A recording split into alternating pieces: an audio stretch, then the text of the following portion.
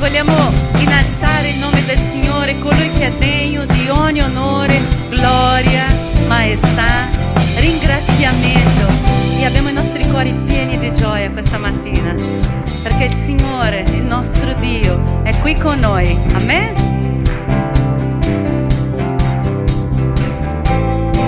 Cantiamo. La stella del mattino arrederà il Signore, la lode va a Lui, colui che morì, ma sulla morte trionfò, la lode va a Lui.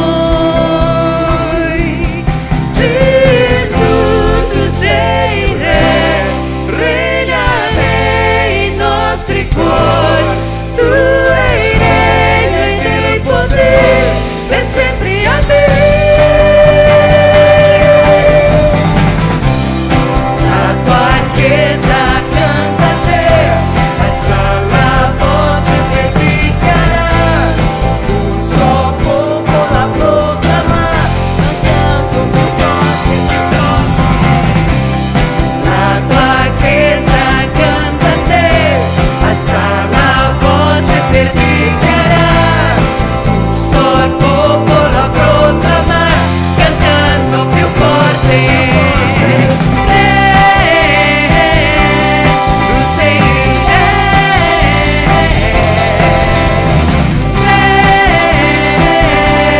tu sei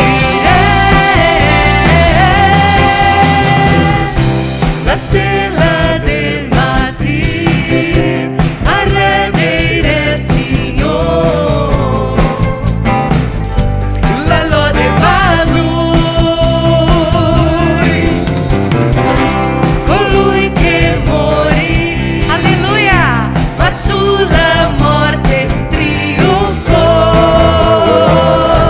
la lode va a Lui. Gesù, tu sei re, regna nei nostri cuori, tu hai regno ed il potere per sempre a La tua chiesa canta a te, alza la voce per dichiarare, so il popolo a proclamare, cantando più forte, più forte. La tua chiesa canta a te, alza la voce per dichiarare, so il popolo a proclamare, cantando più forte, più forte. Tu sei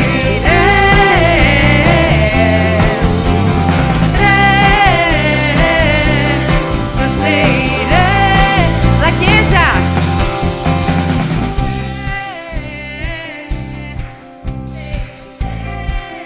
Alleluia, Signore, il tuo nome.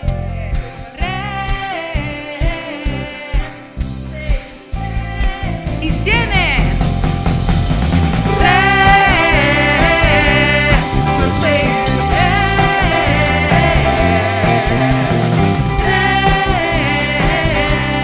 tu sei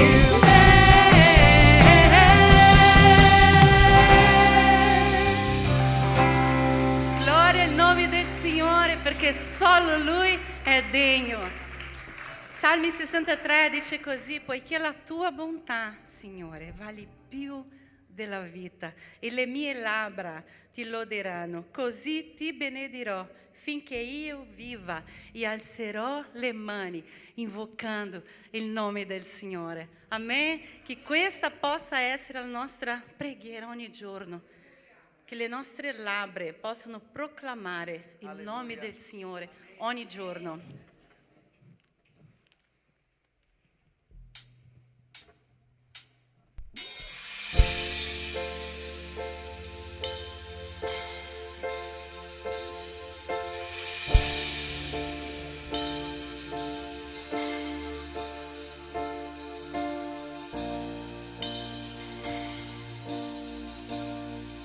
Cantiamo?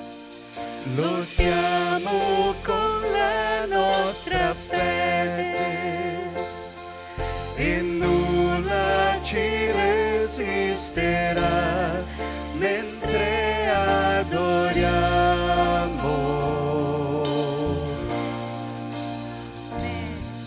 In mezzo alle tribolazioni il nostro Dio è vincitore, noi lo adoriamo. Proclami. Vittorioso sei, nella tempesta stai, tuo nome fallibile, i regni crollano, tuo trono sempre sta, tuo nome mai cambierà.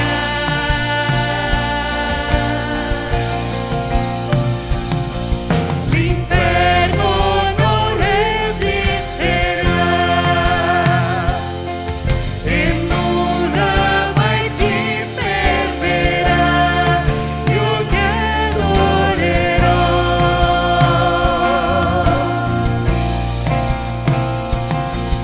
Le mura lui scuoterà, catena farà spezzar mentre adoriamo. Sei vittorioso, Signor. Vittorioso sei, nella tempesta stai, tuo nome infallibile, i regni crollano, tuo trono sempre stai, tuo nome mai cambierà.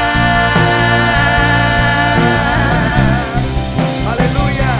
Chi ci separerà dall'amore di Cristo? Sarà forse la tribolazione, l'angoscia, la persecuzione, la fame, la nudità, il pericolo, la spada.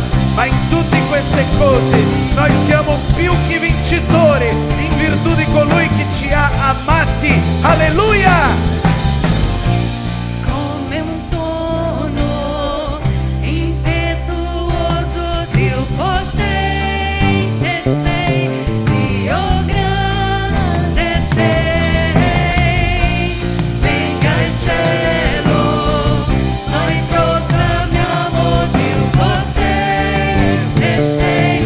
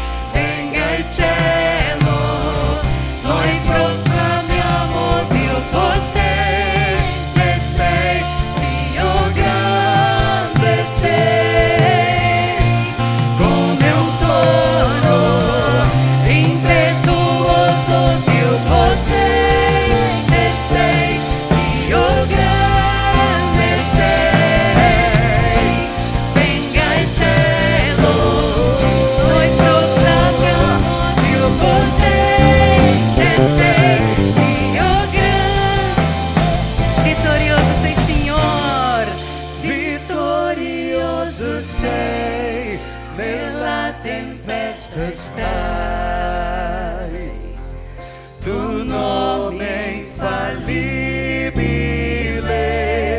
i reni crollano, tuo trono sempre sta, tuo nome mai cambierà.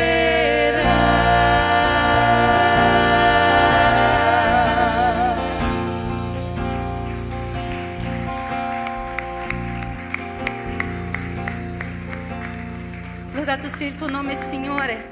Siamo qui davanti a te, il tuo popolo ti onora, Signore, ti loda, Signore, ti ringrazia, Signore. Abbiamo i nostri cuori pieni di gioia, Signore, e della certezza, Signore, che la nostra fede, Signore, vince il mondo, Signore, indipendente dalle circostanze, Signore, che ci troviamo, che ci troveremo, Signore. Sappiamo che tu sei un Dio che va davanti a noi, Signore. Tu tieni unite, Signore, tutte le cose, Signore, e quando, Signore, la tua parola, Signore, parla ai nostri cuori, Signore, non c'è altro, Signore, che possa resistere, Signore. Abbiamo i nostri cuori aperti, Signore, ascoltare, Signore, ciò che tu vuoi per la nostra vita, Signore, ciò che tu vuoi della vita della tua Chiesa. Però parla tu, Signore, parla tu, perché noi vogliamo ascoltare la tua voce, Signore.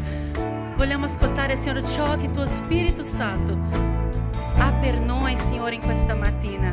Parla tu, Signore, vieni in mezzo al tuo popolo, Signore, con potenza, Signore, con potenza, e fai l'opera tua nella vita di questa Chiesa, Signore. Noi ti preghiamo nel nome di Gesù. Amen. Tu che sei seduto sui cherubini,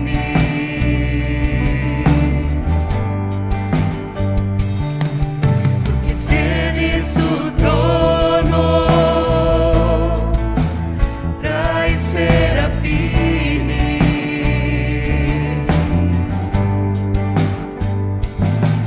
tu che sei acclamato dai tuoi angeli, vieni qui tra noi.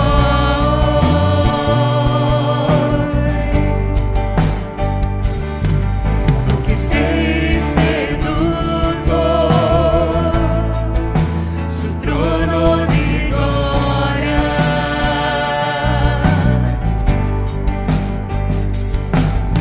che siedi sul trono tra le lodi del tuo popolo.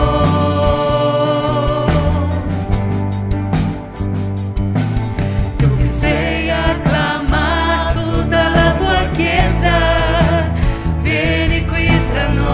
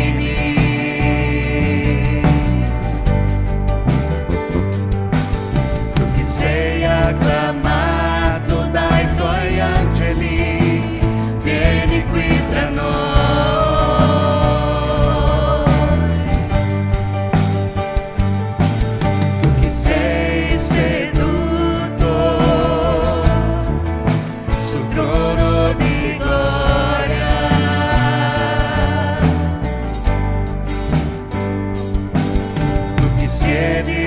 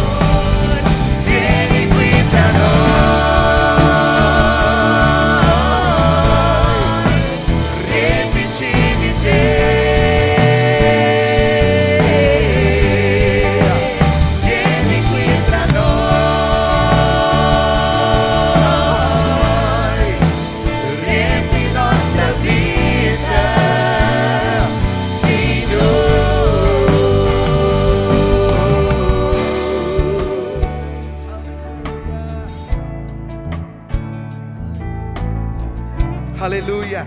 Possiamo pregare insieme adesso. Tu puoi pregare anche con questa persona vicino a te e possiamo chiedere a Gesù: vieni qui tra noi, vieni Spirito Santo, riempici di te, vieni qui tra noi, riempi la nostra vita. Grazie Signore, ti ringraziamo Gesù per il tuo amore, per la tua presenza. Grazie Signore, perché possiamo sentire già la tua presenza, possiamo sentire già lo Spirito Santo camminando in mezzo a noi. Alleluia. Dio, io non conosco, Signore, io non conosco queste persone, però il Signore conosce ogni cuore, ogni vita, ogni pensiero. E adesso, Signore, ti chiedo nel nome di Gesù che il Signore possa benedire ogni vita, che il Signore possa benedire ogni famiglia, che il Signore possa fare un'opera in ogni casa, Signore, nel tuo nome. Signore, dove noi siamo, che il Signore possa fare con che la tua presenza possa andare insieme a noi. Aiutaci, Signore, a proclamare, evangelizzare, portare la tua presenza e la tua grazia, Signore, nel nostro lavoro, nella nostra famiglia. Grazie, Signore, che possiamo essere luce, Dio, nel tuo nome. La nostra preghiera questa mattina non è l'altra, Signore, che dire: vieni qui tra noi, Signore. Noi siamo venuti per ascoltare la tua voce. Lo siamo venuti, Signore, venuti per dire: Signore, riempi la nostra vita. Oh Dio, oh Spirito Santo, riempi il nostro cuore. Grazie, Signore, ti ringraziamo perché è una benedizione, è un regalo, è una gioia fare questo culto in famiglia, insieme, in comunione, come una unica chiesa, proclamando che tu sei il nostro Signore. Alleluia, lodato sia il tuo nome, Gesù. Grazie di tutto, consegniamo a te la nostra vita, il nostro cuore, la nostra lode, Signore, la nostra adorazione, nel nome di Gesù. Amen. Alleluia. Da un abbraccio in questa persona vicino a te, saluta questa persona con una parola di benedizione. Amen? Amen. Facciamo un applauso a Gesù forte, dichiarando che Gesù è il Signore della nostra vita. Amen? Gloria a Dio. Alleluia. Potete accomodarvi adesso e continueremo a lodare e adorare al Signore adesso con i nostri bambini che sono tornati del campeggio e sicuramente hanno tanto da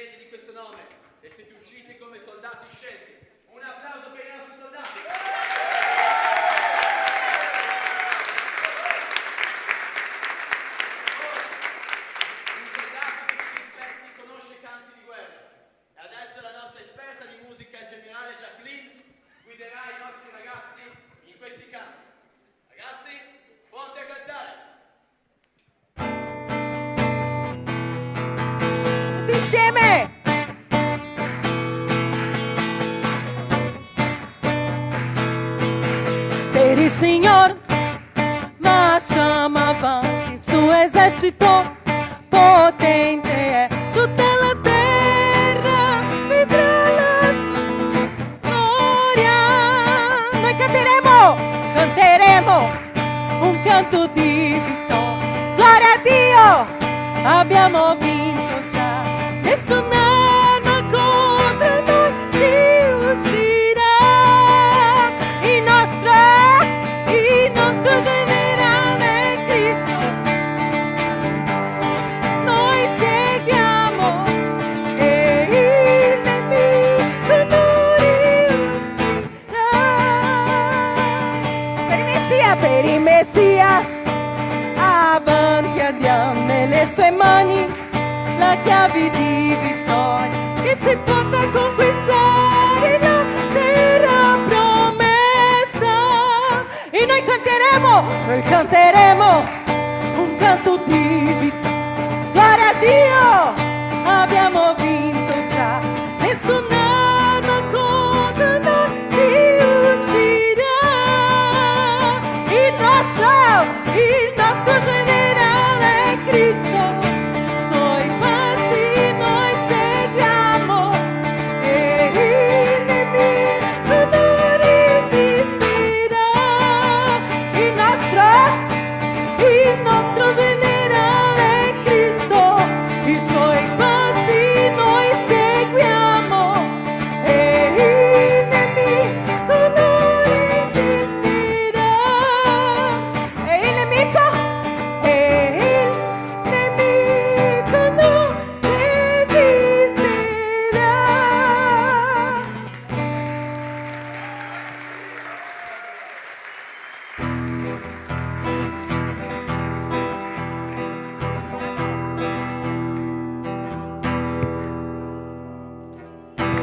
Signori, gloria, alleluia, Re dei re, Signor dei signori, gloria, alleluia, Cristo, Principi di pace, gloria, alleluia. Cristo, principe di pace, gloria, alleluia, più veloce. Re dei re, Signor dei signori, gloria, alleluia, Re dei re, Signor dei signori, gloria, alleluia, Cristo, principe di pace, gloria, alleluia, Cristo, principe di pace, gloria, alleluia, Più veloce. Re dei re, Signor dei signori, gloria, alleluia, Re dei re, Signor dei signori, gloria, alleluia, Cristo, principe di pace, gloria, alleluia, Cristo, principe di pace, gloria, alleluia, Re dei re, Signor dei signori, gloria, alleluia, Re dei re, Signor dei signori, gloria, alleluia, Cristo, principe di pace, gloria, alleluia, Cristo, principe di pace, gloria, alleluia.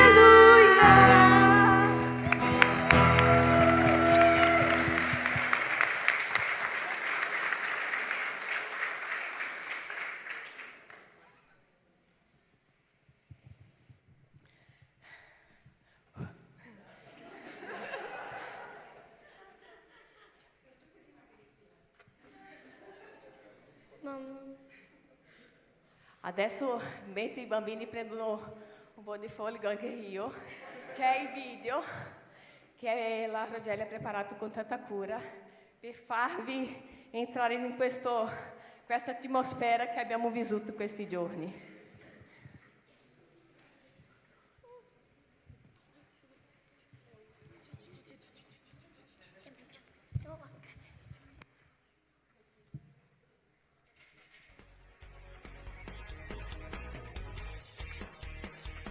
Il nostro generale è Cristo, i suoi passi noi seguiamo e il nemico non resisterà.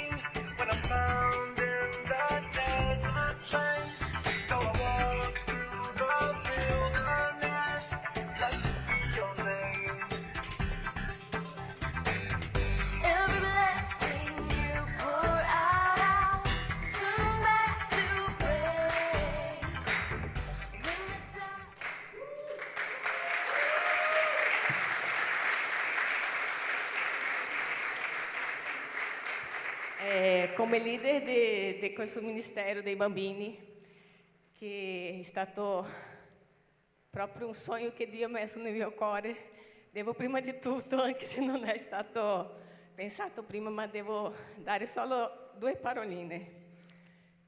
Dio ha cercato di togliere tutti i controlli delle nostre mani per fare la sua opera, perché tutto quello che è successo è stato nella volontà di Dio. E abbiamo avuto un campeggio divertentissimo, ma molto, molto intenso. Le esperienze che noi, tutti noi, abbiamo vissuto là, resterà sempre, ha fatto proprio una impronta in ognuno di noi. E adesso invito a uno dei nostri bambini per dare la sua testimonianza.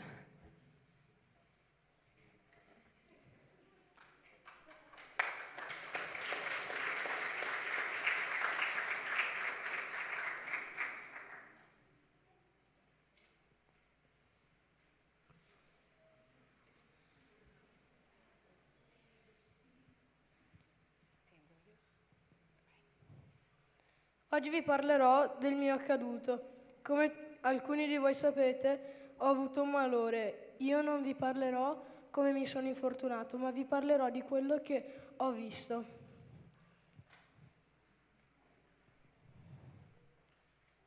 Quando il pastor Lucas mi ha portato in braccio e mi ha messo disteso sull'erba, qualche minuto dopo ho sentito una voce che mi chiamava, che diceva: chiamalo. Chiamalo. Solo per farvi capire, io ho detto che non volevo che chiamassero l'ambulanza, non che avessi paura, ma volevo rimanerci perché volevo capire cosa dovevo guardare in cielo. Ma il destino vuole che chiamassero l'ambulanza.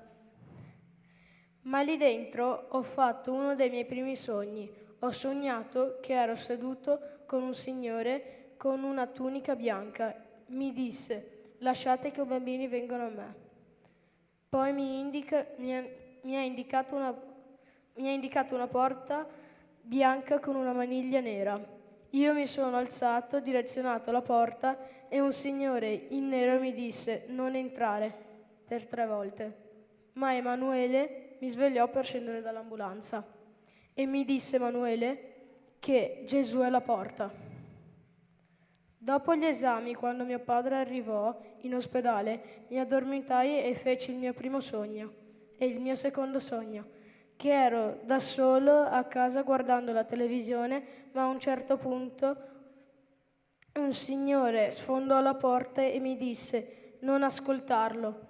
Ma mi sono svegliato sudato, ma Emanuele, quando sono arrivato al campeggio, mi ha chiesto se ho avuto paura. No, certo che no. Ero puro di cuore, pieno dalla grazia del Signore, con tanta fede.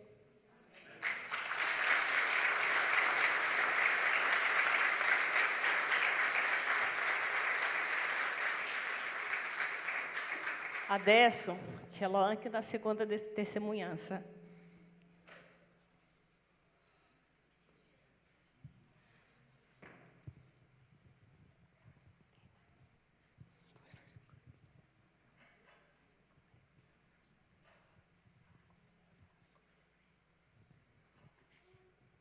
Innanzitutto buongiorno a tutti.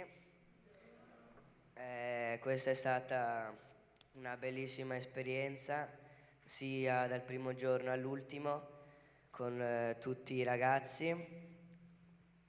Volevo ringraziare anche Emanuele, Vittoria, le cuoche,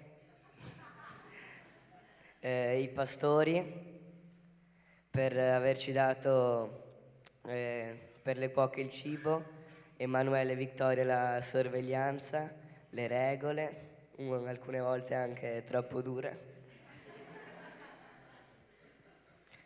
e i pastori per averci insegnato la parola di Dio. In particolare volevo ringraziare il pastore Lucas che mi è stato molto vicino in questo campeggio, ha pregato molto per me, mi veniva ad abbracciare, mi spiegava tutte le cose per crescere. Questo campeggio ti insegna a cominciare ad imparare come sarà la vita senza qualcuno dietro di te, senza ad aiutarti. Per esempio anche fare il letto, stare da soli, senza qualcuno che, per esempio la mamma che ti dà sempre coraggio.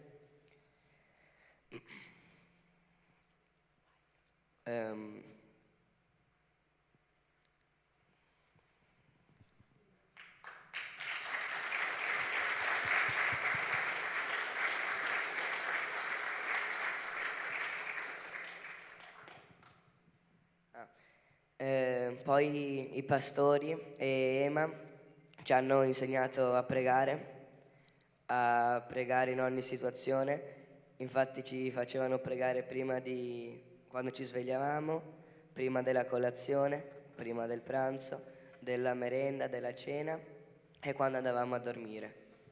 Sono state molto utili queste preghiere per farci andare avanti in ogni situazione.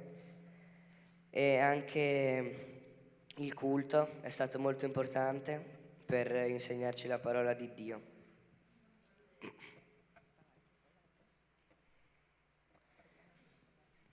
E ho imparato a pregare in ogni situazione. Infatti ho detto a Cecilia un giorno che adesso comincerò sempre a pregare in ogni situazione, che sia brutta oppure che sia una situazione molto bella.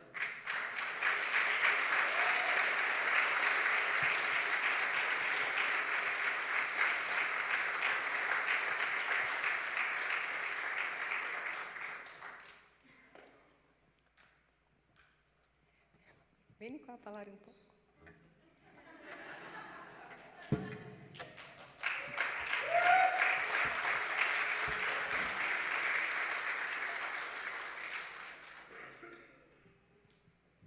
Buongiorno Chiesa. È stato un momento bellissimo, un momento che questi bambini, preadolescenti hanno sentito la parola di Dio veramente e che molti di loro hanno deciso di essere più vicino a Gesù e molti di loro hanno dato la sua vita a Gesù in quello campeggio. E io penso che questo è il nostro compito adesso come Chiesa, aiutare questi bambini preadolescenti a crescere nella parola del Signore.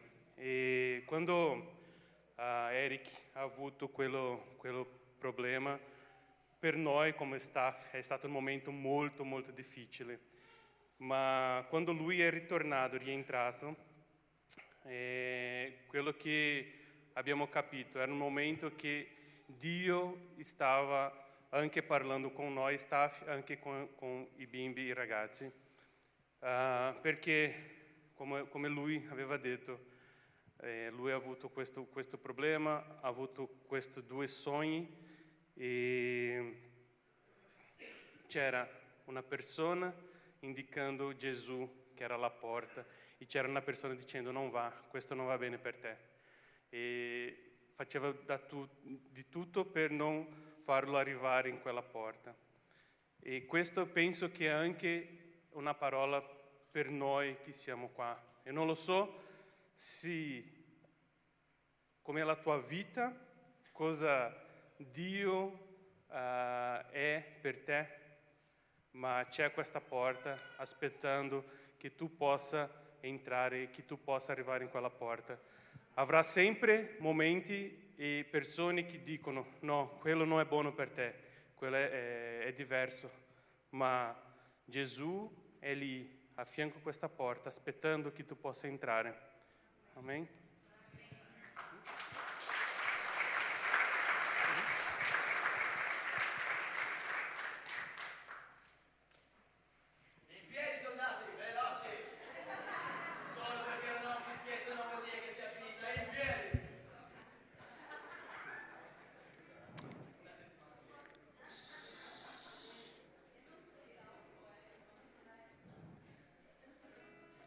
proprio quando sono qui con te. Tu vinci per me le mie battaglie.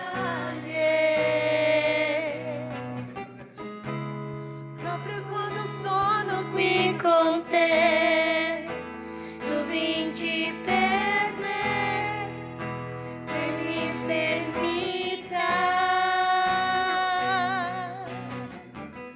In te Dio io trovo la forza per non gettare la spugna, perché Cristo ha donato il suo sangue.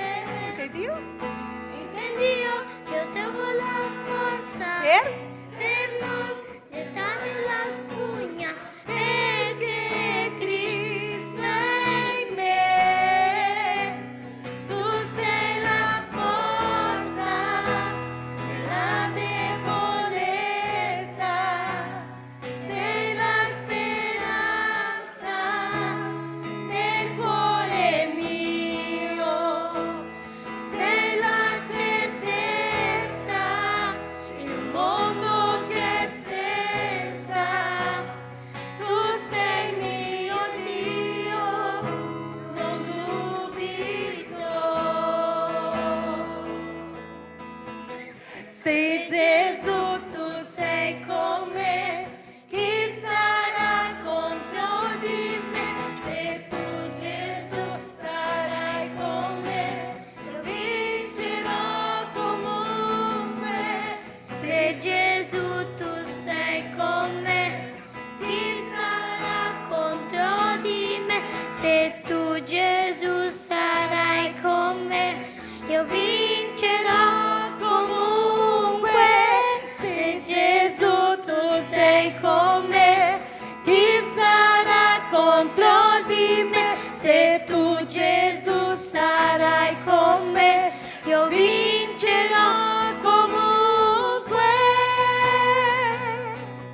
Tu sei la forza nella debolezza, sei la speranza del cuore mio, sei la certezza in un mondo che è senza. Tu sei mio Dio, non dubito. Tu sei mio Dio, non dubito. solo voi Tu sei mio Dio, non dubito. alleluia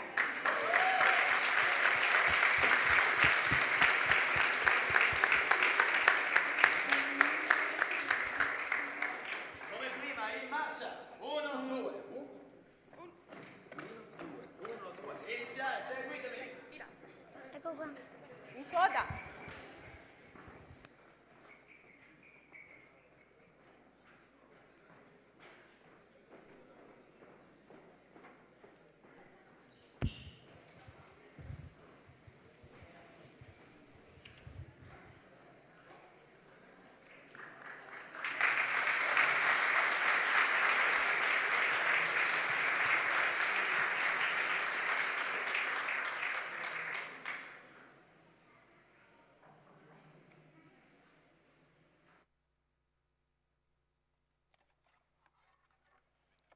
Sì, va bene.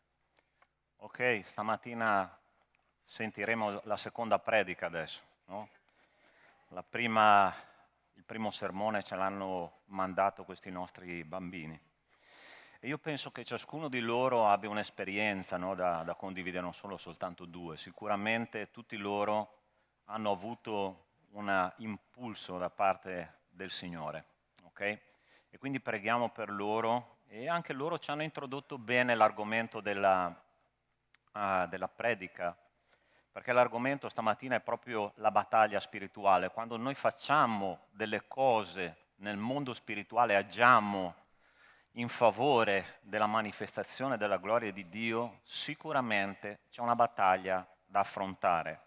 Chiesa primitiva stava lottando per espandere il Vangelo e lì la Chiesa ha cominciato veramente a soffrire parecchio. E noi vedremo che però il Signore ci dà sempre delle liberazioni, sempre delle armi potenti per andare oltre l'ostacolo, andare oltre la sofferenza.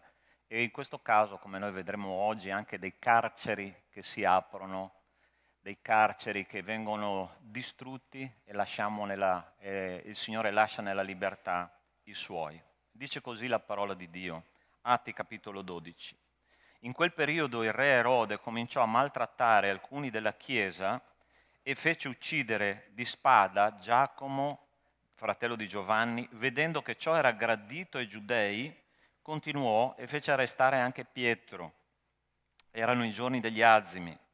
Dopo averlo fatto arrestare, lo mise in prigione affidandolo alla custodia di 4 picchetti di soldati ciascuno, perché voleva farlo comparire davanti al popolo dopo la Pasqua. Pietro dunque era custodito nella prigione, ma fervide preghiere a Dio erano fatte per lui dalla Chiesa. Nella notte che precedeva il giorno in cui Erode voleva farlo comparire, Pietro stava dormendo in mezzo ai 2 soldati, legato con 2 catene, e sentinelle davanti alla porta custodivano il carcere. Ed ecco un angelo del Signore sopraggiunse e una luce risplendette nella cella. L'angelo, battendo al fianco a Pietro, lo svegliò dicendo: alzati, presto, e le catene gli caddero dalle mani. L'angelo disse: vestiti, mettiti i sandali, e Pietro fece così. Poi gli disse ancora: mettiti il mantello e seguimi. Ed egli uscito lo seguiva, non sapendo che era realtà ciò che stava succedendo per opera dell'angelo. Credeva infatti di avere una visione. Come ebbero oltrepassata la linea e la seconda guardia, giunsero alla porta di ferro che immette in città, la quale si aprì da sé davanti a loro. Uscirono e si inoltrarono per una strada, e all'improvviso l'angelo si allontanò da lui. Pietro, rientrato in sé, disse: ora so di sicuro che il Signore ha mandato il suo angelo e mi ha liberato dalla mano di Erode e da tutto ciò che attendeva il popolo dei Giudei. Egli dunque, consapevole della situazione, andò a casa di Maria, madre di Giovanni, detto anche Marco, dove molti fratelli erano riuniti in preghiera. Quando ebbe bussato alla porta d'ingresso una serva di nome Erode, si avvicinò per sentire chi era. E riconosciuta la voce di Pietro per la gioia, non aprì la porta, ma corse dentro ad annunciare che Pietro stava davanti alla porta. Quelli dissero: tu sei pazza. Ma egli insisteva che la cosa stava così, ed essi dicevano: è il suo angelo. Pietro intanto continuava a bussare, e quando ebbero aperto lo videro e rimasero stupiti. Ma egli con la mano fece cenno di tacere e raccontò in che modo il Signore lo aveva fatto uscire dal carcere. Poi disse: fate sapere queste cose a Giacomo e ai fratelli. Quindi uscì e se ne andò in un altro luogo. Preghiamo che il Signore ci parli questa mattina. Nostro Dio, nostro Padre, tu che sei in mezzo a noi questa mattina, manifesta, Signore, la tua gloria. Come hai manifestato la tua gloria, Signore, a questo figlio tuo, Pietro, alla tua comunità riunita in preghiera, Signore. Oggi noi siamo qua pregando il tuo santo nome e chiedendoti, Signore, che se ci sono dei carceri stamattina ancora chiusi con la porta, Signore, persone che stanno facendo la tua opera e stanno, Signore, cercando il tuo volto, tu possa aprire quelle porte, tu possa liberare prigionieri e tu possa, Signore, fare in modo che la tua gloria risplenda nel momento più buio della vita di tante persone stamattina. Te lo chiedo nel nome di Cristo Gesù. Amen. Amen. Come abbiamo detto all'inizio, quando noi agiamo per la gloria di Dio, agiamo per espandere il regno di Cristo, le opposizioni arrivano. E questo episodio ci racconta che l'opposizione aveva un nome e si chiamava Erode. Questo uomo, che era il re del popolo di Israele, era colui che aveva ucciso, dice la parola di Dio, con la spada uno degli apostoli maggiori, uno degli apostoli che era considerato colonna, che era Giacomo. E subito dopo, lui prende la risoluzione di prendere Pietro, di cacciarlo in prigione per presentarlo davanti al popolo il giorno dopo e a schernirlo, forse ucciderlo, forse farlo giudicare, non lo sappiamo, ma sicuramente qualcosa lui voleva fare perché la parola di Dio fosse fermata in quel tempo in cui si stava espandendo così tanto. Allora dobbiamo capire chi è questo Erode. Il nome Erode non è un termine ebraico, è un termine edomitico, ok? Che significa figlio di eroi. Questo re è un re che ha usurpato il trono, era appoggiato da Roma, era un edomita. Allora, chi è che si ricorda chi erano gli edomiti? Gli edomiti sono i discendenti di Esaù, ossia quell'uomo che in quella piccola tenda migliaia di anni prima aveva rinunciato alla sua primogenitura, aveva detto sì alle cose di questo mondo, aveva detto no alle benedizioni spirituali, aveva offerto se stesso, la propria vita per una minestra di lenticchie, dice la parola di Dio, e da lì quel popolo che è uscito dai suoi lombi, ossia gli Edomiti, hanno cominciato a abitare nel deserto. È interessante che Giacobbe, che era suo fratello, è una persona che è stata grandemente benedetta dal Signore, ossia gli ha offerto una terra che è la terra di Palestina, la terra di Israele, dove dice la parola di Dio che scorreva il latte e il miele, una terra di abbondanza. Mentre Esaù è andato a abitare nel deserto, se tu vai oggi là in Israele, vicino a Israele c'è una città che si chiama Petra. La città di Petra è una città che è stata fondata dagli Edomiti, oggi è una città morta e là passano solo i beduini nel deserto. Interessante che il popolo di Israele ha abitato nella terra promessa, una terra verde, una terra abbondante, mentre questa città che oggi è morta era a opera degli Edomiti, ossia i discendenti di Esaù. E gli ultimi rappresentanti della famiglia di Esaù sono gli Erodi, questi uomini che hanno fatto sempre dei danni al popolo di Israele. La parola di Dio registra il fatto che quando il popolo di Israele voleva entrare nella terra promessa, gli Edomiti hanno impedito agli israeliti di entrare. Quando Babilonia ha invaso la terra promessa, loro hanno applaudito a questa invasione e quando hanno distrutto il Tempio, loro hanno applaudito alla distruzione del Tempio e non si sono mai stati considerati come delle persone facenti parte del popolo di Israele. E questo uomo che si chiamava Erode a un certo punto ha detto: qualcosa io devo fare per farmi accettare da questo popolo che è mio fratello, sono i miei fratelli, ma non mi hanno mai accettato. Cari miei, sapete che cosa ci sta dicendo la parola di Dio? Che quando noi cominciamo a fare l'opera del Signore, il mondo spirituale entra in agitazione e noi sulla nostra strada troveremo sempre un Erode a opporsi a quello che noi facciamo. Cari miei, le opposizioni arrivano. Pastore, perché io quando sono diventato cristiano la mia vita è peggiorata? È ovvio. Perché sei diventato cristiano, perché il diavolo ti considera un pericolo, perché lui sa che se tu cominci a predicare la parola di Dio per quello che è, ossia per parola di Dio, che è salvezza per ogni essere umano, lui verrà contro di te e comincerà a lottare in tutti i modi per distruggere la tua vita. E questo uomo che si chiamava Pietro, che era uno dei più improbabili che il Signore Gesù ha chiamato, Pietro era quello che, vi ricordate, quello che ha detto: Signore, io ti seguirò fino alla fine, Signore, io starò con te anche se tutti gli altri ti abbandonassero. Sicuro.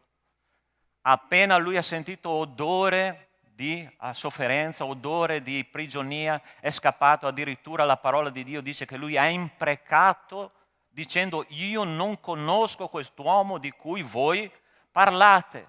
Ma quest'uomo alla Pentecoste era cambiato, quest'uomo era stato radicalmente trasformato dalla presenza dello Spirito Santo, aveva predicato la parola di Dio e migliaia di persone al capitolo 2 di Atti si erano convertite, ma adesso il Signore diceva: adesso tu devi fare un'altra cosa, stai lì in prigione un attimo che adesso devo fare una cosa molto interessante con te. Allora, cari miei, ascoltatemi bene, perché i nostri mali quotidiani hanno un nome, ok? Per Pietro il suo male quotidiano si chiamava Erode. Il tuo male quotidiano sicuramente ha un nome, che può essere il nome di una persona per cui tu stai pregando da tanto tempo e questa persona tu ti aspetti che si converte e non si converte. Oppure il tuo nome, il nome che ti sta dando un problema è una malattia. Oppure il nome di qualcosa che ti sta dando fastidio, il conto in banca, anche quello ha un nome e un numero, vero o no? Se il tuo conto in banca sta finendo e tu stai dicendo, Signore, il mio nome, quello che mi dà un problema oggi, si chiama povertà, si chiama siccità, si chiama mancanza di risorse. Oppure il nome dentro di te che ti può dare fastidio si può chiamare solitudine, angoscia, disperazione. Ma posso dirti una cosa, sono qua per dirti che noi abbiamo un nome che è al di sopra di ogni altro nome, che il suo nome è Cristo. E nelle prigioni più buie dove noi ci caccia la vita, dove ci caccia il nostro eroe personale, arriva prima o poi la luce, perché il nostro Signore è al di sopra di ogni altro nome. È questo che noi dobbiamo metterci ben nella testa. Il nostro Signore è lì e sta ascoltando le preghiere della nostra comunità. Questo uomo che doveva predicare la parola di Dio è stato cacciato in prigione, ma dietro di lui c'era una comunità che pregava per quella persona. Signore, non toglierci il nostro leader. Signore, non toglierci il nostro pastore. Signore, non toglierci la parola profetica che viene data ogni giorno dai nostri pastori. Signore, non togliere quella colonna, perché Pietro era una colonna della Chiesa come Giacomo e il Signore ha detto, io sto ascoltando le vostre preghiere. Tu vuoi fare una preghiera benedetta dal Signore? Prega per i tuoi pastori. Prega per i tuoi pastori. Perché noi, cari miei, ogni giorno siamo attaccati da Satana, perché cerchiamo in tutti i modi di parlare della verità che c'è nella parola di Dio e noi vogliamo con tutto il nostro cuore che questa Italia si converta al Signore, che questa Italia conosca che c'è un Dio che salva e ogni città di questa Italia, che sono 109 in totale, che possono conoscere attraverso me e attraverso te quello che tu credi, quello che io credo, perché Lui vuole salvare questo tricolore per la gloria di Dio. Una cosa che sto chiedendo da tanti anni è che un giorno, quando entreremo nell'eternità, la nostra bandiera italiana sventoli molto alta, ma molto alta, che il Signore possa usare la mia vita e la tua vita per la gloria del Signore, proclamando la gloria del Signore. Troverai sempre un eroe a contrastare quello che tu vuoi proclamare per la gloria di Dio, ma troverai sempre un angelo che porta luce nella tua vita, nella prigione più buia dove tu sei. Voglio rileggere insieme a te questa seconda parte del testo che dice ed ecco un angelo del Signore sopraggiunse e una luce risplendente nella cella. L'angelo, battendo al fianco di Pietro, lo svegliò dicendo alzati presto, e le catene gli caddero dalle mani. L'angelo disse vestiti, mettiti i sandali, e Pietro fece così, poi disse ancora mettiti il mantello e seguimi. Come ebbero oltrepassata la prima e la seconda guardia, giunsero alla porta di ferro che si mette nella città, la quale si aprì da sé davanti a loro. Ossia, sta attento. 16 soldati, 4 picchetti di soldati, più 2 guardie davanti alla porta, 18 soldati, Pietro nella parte più buia della prigione, catene alle mani. A un certo punto, mentre la Chiesa prega nelle retrovie, che cosa succede? Le catene cadono, i soldati restano come impietriti, lui parte e esce dalla sua cella, entra nella strada finché a un certo punto dice adesso capisco che il Signore mi sta liberando. Ma come? Cioè, ti cadono, tu vedi le guardie che sono impietrite, le catene ti cadono, adesso solo Signore, perché io pensavo di avere una visione. È interessante che quante volte quando noi preghiamo e arriva la risposta da parte di Dio, tu dici, ma veramente sta succedendo? È vero o no che succede così? Perché poi ti dirò una cosa quando arriveremo alla Chiesa che prega. Perché la Chiesa generalmente prega ma senza avere aspettative. Tu credi, è interessante questa attitudine dei cristiani, no? Tu credi che Dio può rispondere, ma tu credi che Dio può rispondere ma non a te. Tu credi che Dio ti dia veramente quello che tu stai chiedendo, ma che succederà a qualcun altro. E io dico, Signore, ma come siamo complicati. Quante persone, quando io comincio a leggere la parola di Dio, fratelli, ascoltatemi bene, qualcuno io so che nella sua mente già organizzerà un ponte di difesa contro quello che sto dicendo, ok? Però sta attento. Gesù arriva davanti alla tomba di Lazzaro, ok? Il corpo già, come ha detto Marta e Maria, già puzzava. Tu sai che c'era una credenza molto interessante nella cultura ebraica, che l'anima restava nel corpo fino al terzo giorno. Al quarto giorno l'anima usciva e definitivamente il corpo cominciava a marcire. Ok? Guarda caso, Gesù a che giorno arriva da Lazzaro? Quando lui era già morto al quarto giorno. Ossia, puzzava, Signore già puzza, non so se hai capito, l'anima è già andata, non c'è più speranza. E quando Gesù comincia a pregare dice, Padre, io so che tu mi esaudisci sempre. È lo stesso identico spirito che noi abbiamo quando preghiamo il Signore, vero? Ma la Chiesa stava pregando, cari miei. La Chiesa stava pregando e a un certo punto questo angelo entra nella cella di Pietro in questa disperazione, in questa impossibilità e dice la parola di Dio che una luce si forma in quella cella, entra la luce nel buio e guarda la sequenza che è molto interessante perché la parola di Dio, i dettagli fanno la differenza. La prima cosa dice che arriva la luce risplendente nella cella, poi dice vestiti, l'angelo dice a Pietro, e mettiti i sandali. Poi dice ancora, mettiti il mantello e seguimi. Ossia, 3 sequenze. La prima cosa, la luce.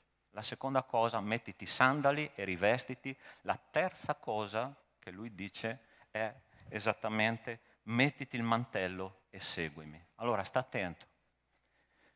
Adesso pensa al buio della tua prigione, ok? La prima cosa che arriverà a te, come è arrivata a Pietro, sarà la luce. Il Signore comincerà a parlarti attraverso la parola di Dio e ti dirà, questa è la strada, questo è il cammino, lì c'è l'uscita per la tua difficoltà. La seconda cosa che succederà, lui ti dirà, mettiti i sandali e rivestiti, ok? Interessante che dice, mettiti i sandali, Pietro. Tu sai che i sandali sono proprietà di una persona libera.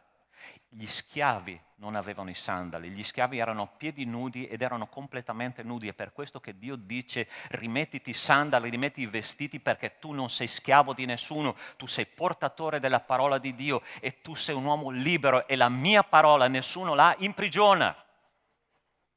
Hai capito? Anche se tu stai vivendo in una prigione personale, la parola di Dio nella tua vita non è incatenata. Come ha detto l'Apostolo Paolo stesso quando era in prigione, ha detto, io sono qua in catene, ma la parola di Dio non è incatenata nella tua vita. E più io sono qua dentro nella prigione, più posso predicare la parola di Dio. E mentre Paolo era in prigione, sapete chi è che ha evangelizzato? Tutta la guardia pretoriana, che sono le famiglie nobili di Roma. Dice così la lettera ai Colossesi, e dice, gloria a Dio, perché sono qua, perché il Signore mi sta facendo predicare la parola di Dio. E l'impero romano è stato conquistato perché Paolo ha predicato alle famiglie nobili e da lì il Vangelo si è sparso in tutto l'impero. Gloria a Dio per questo. Non preoccuparti che le tue catene non sono in vano. Terza cosa che l'angelo dice a Pietro, dice, mettiti il mantello e seguimi. Mettiti il mantello e seguimi. Sai che simbolo è il mantello? Il mantello è simbolo di potere, di autorità. Ossia, Pietro, Gli altri possono metterti in prigione, gli altri possono metterti le catene, ma l'autorità che tu hai te l'ho data io e nessuno te la toglierà. Io te la ridò anche se ti hanno minacciato di morte, anche se ti tengono là nella prigione, io ti ridarò l'autorità che ti spetta. Allora sta attento, la prima cosa che il Signore ha ridato a Pietro è stata la speranza. La seconda cosa che il Signore ha dato a Pietro è stata la libertà. E terzo, il Signore gli ha restituito l'autorità. Caro mio, se tu sei in quella prigione buia, il Signore ti darà tutto questo perché Lui è il Signore. Nessuno incatenerà la parola di Dio nella tua vita. Tu vuoi che questo succeda? Pensa al nome del tuo problema. Pensa alla tua prigione. Pensa al buio in cui ti stai trovando. Il Signore dice, io sono con te, ti manderò qualcuno per dirti che tu sei una persona libera, sei una persona completamente mia, nessuno può chiudere la tua testimonianza perché io sono con te. Allora, terzo punto, cercherò di stringere un pochino perché la predica era veramente lunga, ma cercherò di stringere al massimo, ok? Il terzo attore, ma non abbiamo proiettato le slide? No? Nessuna delle tre? Ok. Il terzo attore di cui parlavamo prima di questo episodio biblico è ovviamente la Chiesa. In un versetto dice, Pietro dunque era custodito nella prigione, ma fervide preghiere erano fatte da lui per lui dalla Chiesa. Egli dunque, consapevole della situazione, ossia dopo che è stato liberato, andò a casa di Maria, madre di Giovanni, detto anche Marco, dove molti fratelli erano riuniti in preghiera. Quando ebbe bussato alla porta d'ingresso, una serva di nome Erode si avvicinò per sentire chi era. E riconosciuta la voce di Pietro, per la gioia non aprì la porta, ma corse dentro a annunziare che Pietro stava davanti alla porta. Quelli le dissero, tu sei pazza. Ossia, ma dai, ma lascia stare, noi stiamo pregando, sì, ma Pietro è là in prigione. Ma vi rendete conto? Ossia, noi preghiamo, ma non ci aspettiamo una risposta da parte di Dio. Poi a un certo punto, ma ella insisteva e che la cosa stava così ed essi dicevano, è il suo angelo, ossia è un fantasma, un essere spirituale, sai, lui ha le catene, non può uscire da lì. Allora, sta attento a quello che ti dico adesso. Una domanda che io mi sono fatto questa settimana, no? Perché non so tu, ma io ho la mia prigione buia, ok? E a un certo punto ho detto, Signore, perché noi preghiamo? E la risposta non è una cosa così semplice e banale come noi pensiamo. Perché tu preghi? Ti sei mai chiesto perché tu preghi? Generalmente la risposta che tu darai è questa. Io prego perché ho bisogno di pregare. Io prego perché nessun altro può risolvere le mie difficoltà. Io prego perché è una cosa che mi insegna la parola di Dio. Allora sta attento, io mi sono dato una risposta che è una risposta biblica, una risposta che assolutamente tu devi mettere nel tuo cuore e nella tua mente. Vuoi sapere che cosa ho risposto a questa domanda? Non devi pagare, non spaventarti. Ti dico solo il segreto. Tu devi pregare per mettere Dio al posto di Dio. Tu devi pregare perché il Signore è il Signore. E quando tu preghi, tu metti Dio al posto giusto. Tu metti Dio nel suo trono. E le prigioni più buie, le catene più forti si spezzano perché tu metti Dio al di sopra di ogni altro nome. Allora in questo momento io voglio chiederti, tu vuoi uscire da quella prigione? Tu vuoi uscire da quella difficoltà, tu vuoi uscire da quel dubbio, da quell'angoscia, da quella situazione che ti distrugge l'anima dentro. Il Signore dice, metti me al posto giusto.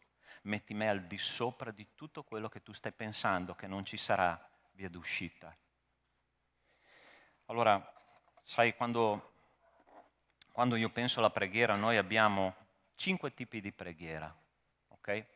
Questo è un tipo di preghiera, di intercessione, quella che stava facendo la Chiesa. Una Chiesa che non si aspettava una risposta, ma quando noi intercediamo e facciamo una preghiera di intercessione, Dio entra nella situazione e cambia completamente quello che è il fatto. Io voglio leggerti l'ultima cosa qua.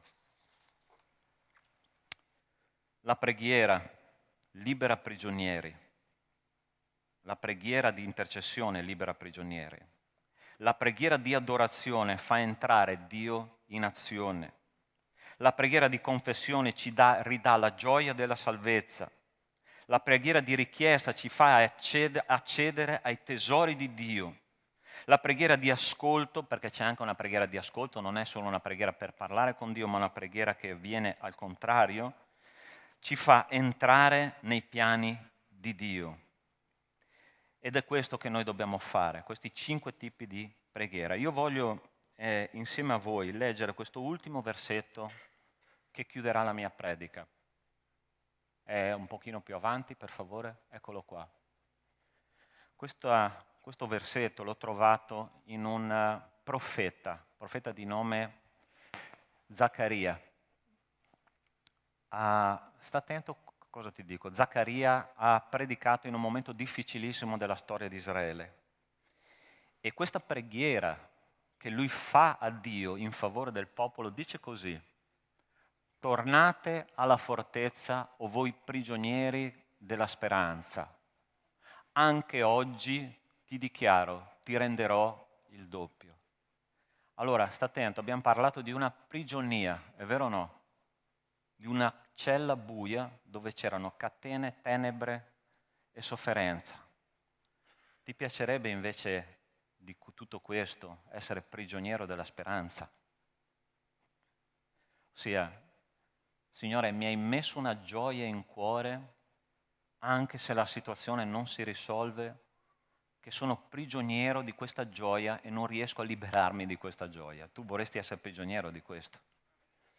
3 cose durano, dice la parola di Dio: fede, speranza e amore. La fede è credere quello che Dio farà. Sì o no? Che cos'è la speranza? È un'attesa con una gioia nel cuore, di cui tu dici: perché sono gioioso se la cosa ancora non è successa? Perché sono prigioniero della speranza. Prega con speranza, prega con fede, e mentre il Signore agisce, gioisci della visione che Dio ti darà. Pietro sembrava in un trance in quella prigione. Adesso mi rendo conto che Dio mi sta liberando. E lui non ha vissuto la speranza, perché pensava che qualcun altro la stesse vivendo. Ma il Signore dice: sii prigioniero della mia speranza, attendi con gioia quello che io farò per te, perché per Dio il tempo non ha senso. Per noi sì. E noi facciamo delle preghiere tante volte con il tempo cronologico, ma Dio ragiona con il tempo kairos, che è il tempo di Dio, è il tempo perfetto, il tempo senza tempo. E lui dice: gioisci nella speranza, sii prigioniero della speranza, mentre aspetti che io faccia la mia opera, lascia che il mio spirito ti riempia e tu possa passare una vita nonostante i tuoi problemi, con la gioia del Signore. Amen, Chiesa. Possiamo pregare? Ricorda questo: non c'è catena, non c'è porta chiusa che non possa essere aperta dal Signore. Non c'è situazione che Dio non possa risolvere. Ma ricordati solo una cosa, voglio dirti questo come ultima esortazione. Dio non farà le cose per il nostro tornaconto e basta. Lui nelle situazioni della nostra vita, Lui vuole manifestare la sua gloria. Lui vuole prendere tutta la gloria e tutto l'onore perché Lui merita tutta la gloria e tutto l'onore. Ok? Dio non fa le cose perché noi siamo egoisti e abbiamo bisogno di questo, punto, basta. Quando Lui è arrivato davanti alla tomba di Lazzaro, Lui ha detto una cosa molto interessante. Non ti ho detto che se tu credi tu vedrai la gloria di Dio manifestata oggi, la vittoria sulla morte. Forse c'è un cadavere che puzza nella tua vita e tu stai dicendo: Signore, è senza speranza, puzza, la tomba è già chiusa. Ed è interessante che in quel momento il Signore ha detto: rimuovete quella pietra perché io farò risorgere Lazzaro, io farò risorgere il tuo sogno, io farò risorgere la tua speranza, io farò risorgere la tua gioia, io posso far risorgere i morti. Credi che Dio può fare questo? Aspetta il tempo di Dio con la speranza, perché è questo a cui Dio ci chiama. Altrimenti la nostra fede sarebbe una fede veramente vuota, ancora più piccola di un granello di senape. Ma se tu ce l'hai grande come un granello di senape, il Signore dice: se tu ce l'hai grande così, tu puoi dire a quel monte di gettarsi nel mare, quel monte si getterà, perché la fede piccola così in un grande Dio come noi abbiamo fa la differenza. Guarda al tuo problema. Guarda la tua prigione, guarda la tua sofferenza, con questa speranza che il Signore ti dà. La luce si sta accendendo, l'angelo ti sta dicendo: riprendi la tua libertà, riprendi la tua autorità, riprendi la tua dignità, non lasciarti schiacciare da questo problema, ma permetti che io sia al primo posto nella tua vita. Nostro Dio, nostro Padre, tu non sei il nostro servo, ma noi siamo tuoi servi. Sappiamo che i problemi della nostra esistenza, Signore, sono lì perché tu possa manifestare la tua gloria. E io ti chiedo nel nome di Cristo Gesù che chiunque ha udito questo messaggio stamattina possa rimettersi in piedi, Signore, possa riprendere coraggio, autorità, possa, Signore, cominciare a camminare verso l'uscita di quella cella e rendersi conto che tu sei in mezzo al tuo popolo, Signore, in mezzo alle nostre famiglie, in mezzo ai nostri problemi, Signore, perché la tua parola dice che tu sarai con noi fino alla fine dell'età presente. Tu non ci hai abbandonato e anche se noi dobbiamo passare per la valle dell'ombra della morte, tu sei con noi, Signore. È questo che conta. Non importa se andremo anche alla morte, ma importa che tu sei con noi, perché tu sei il nostro pastore, tu sei il nostro Signore. Tutta la Chiesa voglio che preghi in questo momento e io adesso voglio pregare non per te, ma insieme a te. E voglio pregare insieme a te che il Signore si manifesti in quella cella buia, ti dia la direzione per la tua vita. Tu hai sentito che la parola di Dio era per te? Io ti chiedo di alzarti dove tu sei, in piedi, perché io voglio pregare insieme a te. Amen. Amen.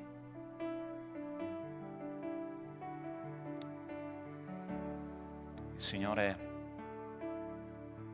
ti sta parlando e ti sta dicendo: io voglio che la tua vita sia ripiena della fiducia in quello che io sono e in quello che io posso fare attraverso di te. Ogni giorno il gigante Golia grida al tuo cuore e ti sta dicendo: io sono più forte, io sono più grande. Quanto disprezzo arriva dall'inferno, quante parole che hanno un'influenza troppo grande nella nostra vita. Ma il Signore ti sta dicendo questa mattina: io sono più grande dell'inferno, di qualsiasi angelo demoniaco. Io sono più grande dei tuoi problemi. Io sono più grande di ogni cosa che può succedere nella tua vita. E come Davide ha risposto, vogliamo rispondere anche noi, Signore, questa mattina. Tu vieni a me nel nome dei tuoi dei, ma io vengo a te nel nome del Dio degli eserciti. E questa sera la tua testa sarà tagliata, io la porterò in trionfo e tutto il popolo conoscerà che esiste un Dio, non in Israele, a Treviso, nella tua vita, nella tua famiglia esiste un Dio grande. Signore, io ti ringrazio per questo passo di coraggio e di fede di questi miei fratelli e sorelle. Adesso, Signore, tu possa manifestarti nelle loro vite con potenza, con grazia, dando loro la speranza, la gioia di attendere la tua opera. Te lo chiedo nel nome di Cristo Gesù. Amen. Amen. Amen. Puoi dare un abbraccio, una parola di benedizione al fratello che è lì vicino a te, che si è alzata? Per favore.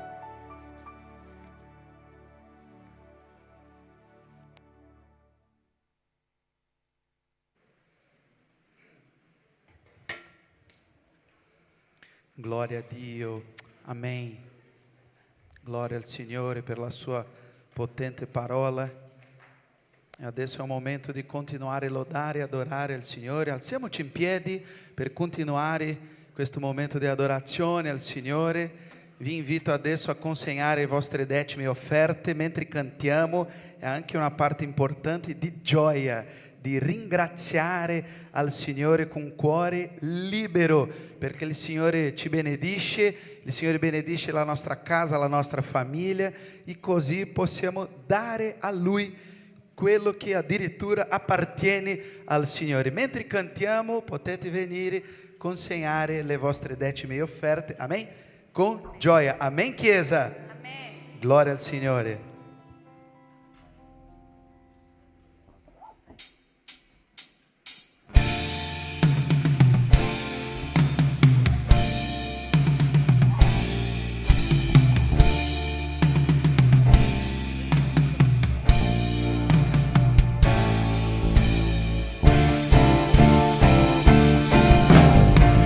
Esalterò mio Dio il Re e loderò il tuo nome.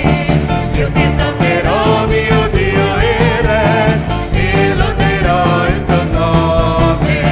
Oh, porta alzate i vostri capi, alzatevi voi porte ferme, perché chi è il Re di gloria, chi è il Re, chi è il Re di gloria, è l'Eterno forte. È potente in battaglia, e lei re di gloria, e re, chi è re di gloria, la la la la la la la la la la, hey, la la la la la la la la la la, Signore, la la la la la la la la la, Gesù, la la la la la la la la la la la la.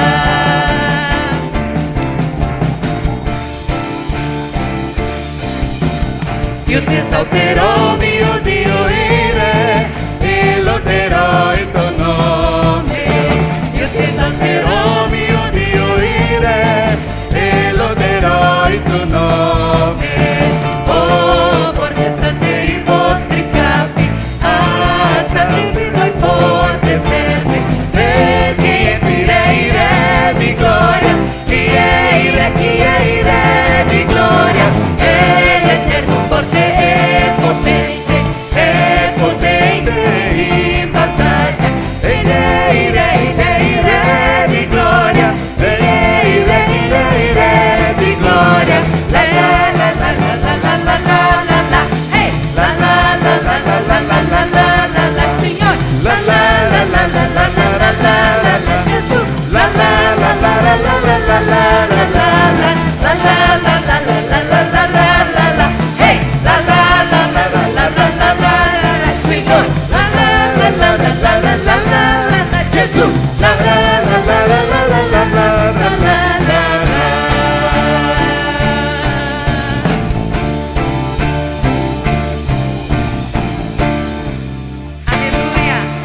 lodare il nome del Signore. Signore, noi ti lodiamo, Signore, per ogni offerta che è venuta qui, Signore, essendo portata. Signore, ti ringraziamo per ogni mano che è venuta qui davanti, Signore, a consegnare un po', Signore Santo, di tutto quello, Signore, che tu ci dai ogni giorno, Signore, per ogni famiglia rappresentata, Signore, e per le vite, Signore, che si sono dedicate a te in questo giorno. Chiediamo la tua benedizione, Signore, nella vita della tua Chiesa, Signore, in ogni cosa, Signore. Grazie per questo tempo, grazie per la tua parola nei nostri cuori, Signore, nel nome di Gesù, Signore, che noi ti ringraziamo. Amen. Amen. Potete accomodarvi. Faremo di nuovo questo brano, ok, per finire il culto, però prima di cantare ci sono qualche avvisi veloci, così possiamo aggiornare la Chiesa, quello che stiamo facendo. Prossimo sabato, 24 giugno, faremo il brunch delle donne, ci sono ancora qualche posti, vi chiedo di parlare con Rogelio, ok? Così potete fare la vostra iscrizione, 30 euro, un brunch meraviglioso. Mi raccomando, donne, per favore dovete fare parte, parlate con Rogelio, e anche, come sempre, è un'opportunità di evangelizzazione, di invitare una persona che non conosce il Signore, e così è una strategia di fare un'evangelizzazione. Amen. Convegno delle coppie che sarà 20, 21 e 22 ottobre, un giorno anch'io ci sarò, per adesso chiedo la preghiera, però 20, 21 e 22 di ottobre. Parlate con Patrizia oppure con Jessica. Patrizia, where are you, Patrizia? Fuori là, potete parlare con Patrizia oppure con Jessica, sarà incredibile. Non so se abbiamo il video oppure una foto di quello che abbiamo preparato. C'è qualcosa, no? Yes? Ok? Metti il video per favore, veloce.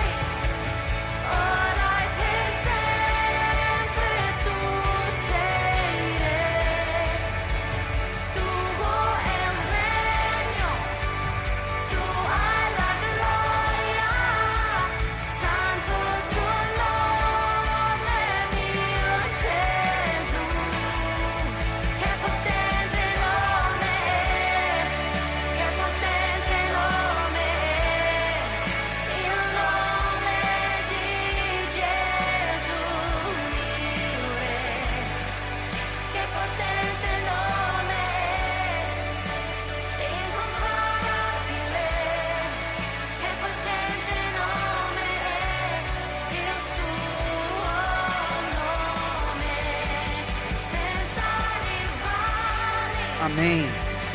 Così potete fare la vostra iscrizione, ok? 2,60 per coppie. Parlate con Patrizia e Jessica. Sarà a ottobre, però dovete già fare la vostra iscrizione, anche perché così possiamo organizzare tutto. Dovete fare parte. Amen. E l'ultimo avviso, però, non è che è il meno importante. Prossima domenica inizia il nostro campeggio giovani e adolescenti, ok? Winners Camp, però possiate fare ancora la vostra iscrizione. Parlate con Emanuele, no? Con Emanuele. Parlate con Emanuele e fate la vostra iscrizione. Non fate nell'ultimo secondo, per favore, mi raccomando. Sarà dal 25 giugno al 1 luglio in montagna, Santa Giustina, un posto bellissimo, e è un'opportunità meravigliosa di condividere la parola, vivere un'esperienza diversa col Signore. Avete visto quello che i nostri bambini hanno vissuto, sperimentato in questo campeggio? Stavo parlando all'inizio del culto con una famiglia e ho detto che prossimo mese io e Giulia facciamo 2 anni che siamo in Italia, e la prima cosa che Giulia ha fatto quando siamo arrivate è fare parte del campeggio. E mai dimenticherò come quello campeggio ha cambiato proprio la vita di Giulia. Prima perché eravamo appena arrivati, imparando la lingua, non conoscevamo nessuno, e quello campeggio ha cambiato in un modo radicale la vita di Giulia. Dio ha preparato, e io sono sicuro che anch'io, che sono papà, voi che siete papà, mamme, dovete fare di tutto, perché io sono sicuro che questo campeggio sarà una grande benedizione e un'opportunità di cambiare anche la vita spirituale dei vostri figli. Amen. Fate la iscrizione, 150 euro, per favore parlate con Emanuele alla fine, ok? E così facciamo un bellissimo campeggio di nuovo. Chiedo alla Chiesa anche di pregare, per favore, che il Signore possa benedire e proteggere. Amen? Alziamoci in piedi così possiamo finire il nostro culto lodando e ringraziando al nostro Dio. Amen? Cantiamo di nuovo questo brano, Io ti esalterò. Amen, pastore. C'è un altro avviso che non è stato inserito qua ancora, importante. 2 luglio sono i nostri battesimi.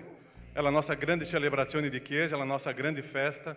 E battesimo è una conseguenza della nostra vita di Chiesa tutto l'anno.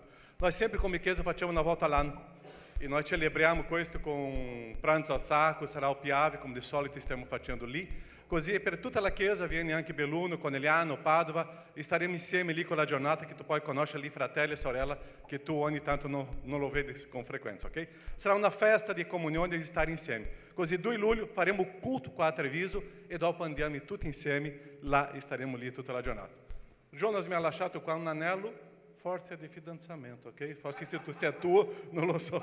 Ok? Se qualcuno ha perso questo piccolo anello qua, puoi parlare con me, ok?